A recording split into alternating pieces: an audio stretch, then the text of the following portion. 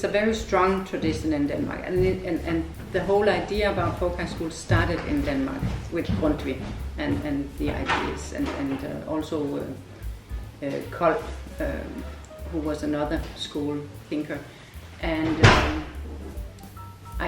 I think that the tradition has become strong through all these years, and all the years the political support for the schools has always been there.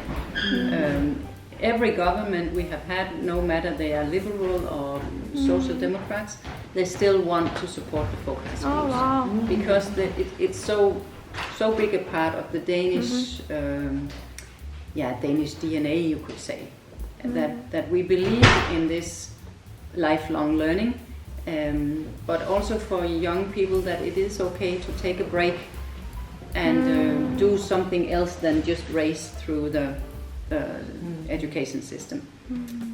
There has been a pressure on that the last 10 years maybe, that they would like to push the young people faster through the system, but we are still surviving and we are still getting support from the various governments and politicians.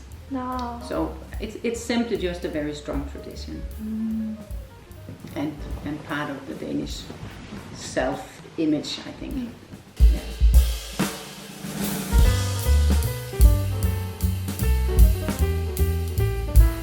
We are completely free.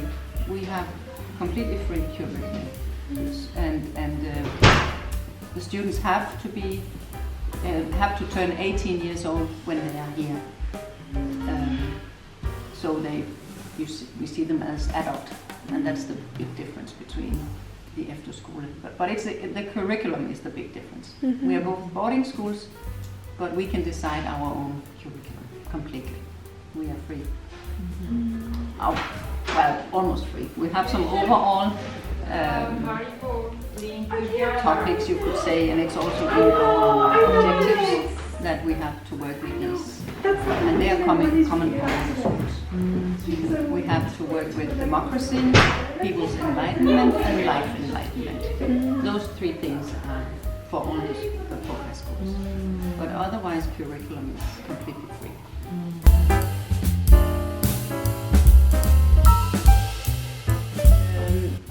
The school was founded in 1986.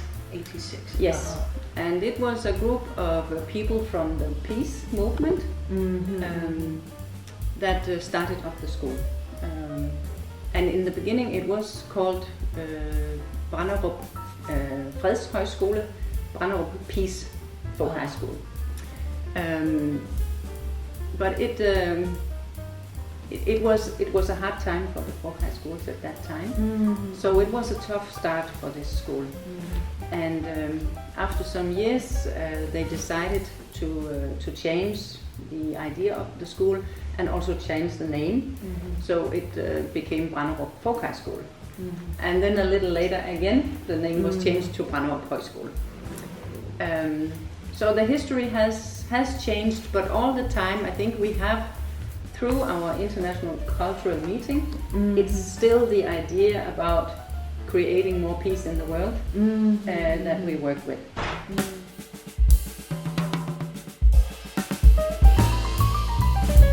We are an international folk high school, and our title is also the International Cultural Meeting. That's what we call ourselves. So we like this mix of people coming from all over the world. I think right now we have students from 14 different countries, and it's from Vietnam to Ecuador, Colombia, Israel, Greenland, Iceland, Belgium, Denmark, and so on. United States we also have students from. So it's a broad mix of people coming from all over the world. So that's our main idea, is to bring people together and share ideas. And I love that. That's the best thing about that. And then we also work quite a lot with sustainability. And we try to have all our subjects somehow connect them to sustainability. It can be the topic itself, or it can also be the materials that we use. We have sustainable construction, that the students learn how to build tiny houses, work with wood and small hand tools. I teach recycling, textile redesign. In our art classes, they also try as good as they can only to use recycled material, even though with painting and drawing and clay, of course, it's new clay they use. And we have permacultural gardening. Gardening, yes. Small garden where we have built up a forest garden and a vegetable garden. But I should take you around to see all the things that we have. So those two things, the international cultural meeting and then sustainable development, is what we work the most with in all our subjects. But we also have music and singing, choir, singing, and then we also teach Danish as a second language, because many of the foreign students like to learn a little Danish while they are here.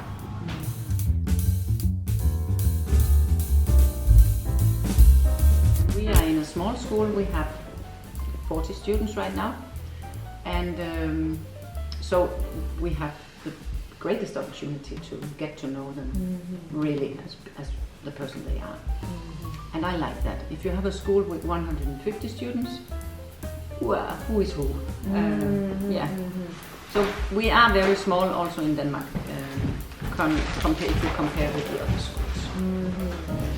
But I think that is one of our strengths here, is that we get to know all the students very well personally. How many teachers are here? We have 6 teachers. 6 teachers, and 40 students. Yeah.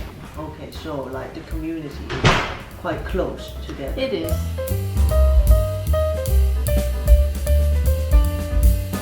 But our subjects are more broad. So and the students can choose. We divide our semester in 2 periods, where the students freely can choose between the subjects. So they don't have to follow the same subjects the whole semester. They have to stay minimum 12 weeks if it's a long-term course. And we have students, normally they stay here for half a year, 19 weeks in the autumn or 24 weeks in the spring. But some stay 1 whole year, and we also have some that stay 1.5 years. But there is actually no limit, but they start to feel bored because we can only offer the same subjects.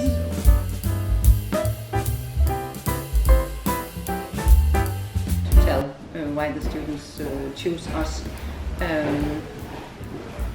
The foreign students, they find us on the internet. And I think for many of them it's the sustainability that attracts them. And also the Danish students, it's also our subjects with sustainability and art. The art classes are also very attractive to them. And then our Danish classes as a second language, we also provide that for new refugees in Denmark. So they also come here to learn Danish. So there are many different reasons for people to come here. Also because we have this broad spectrum of different subjects.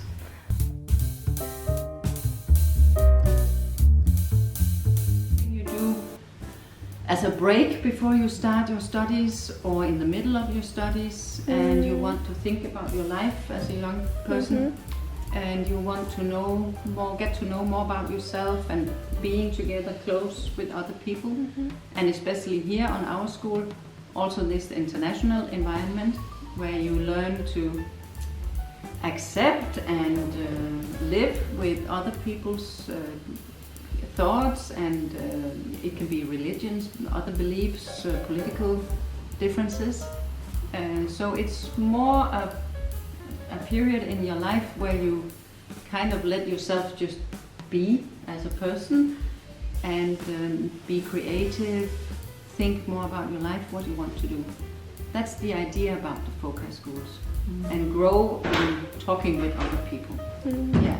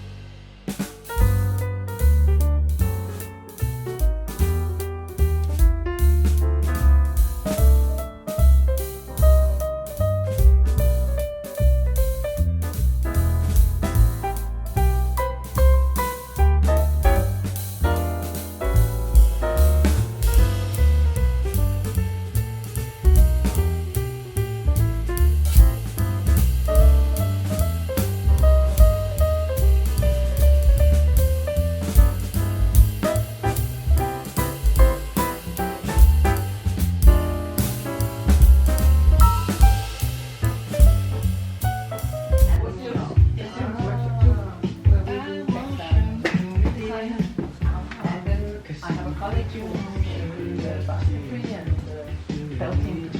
So we share this workshop.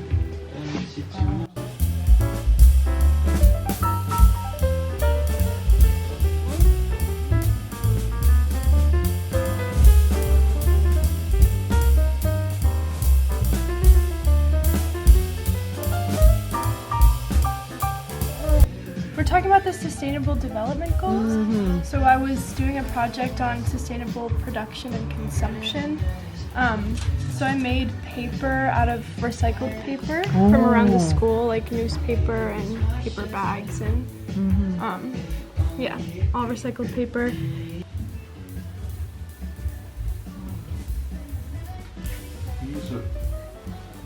So I am just redesigning clothes. So I'm making this. This used to be a vest. A vest. A vest, like, and then I'm just making it into a top. I don't really know if you can see how it's coming out. This is the front of it, and then it has like this to go around the neck, and I took like the buttons from the front and put it on the side here. Oh, okay. It's Cute. really redesigning. The whole vest. Yeah. Uh-huh. So I'm making it into a top, so I can use it again because I didn't really like the list. Yeah, I'm actually working with Luna, so we're redesigning clothes together, and I'm crocheting a sweater. Oh. Yeah, from some recycled yarn. Oh, recycle. Oh, yeah, the recycled yarn. Yeah. Yeah, and then maybe I'm gonna color it afterwards with. Okay. Good.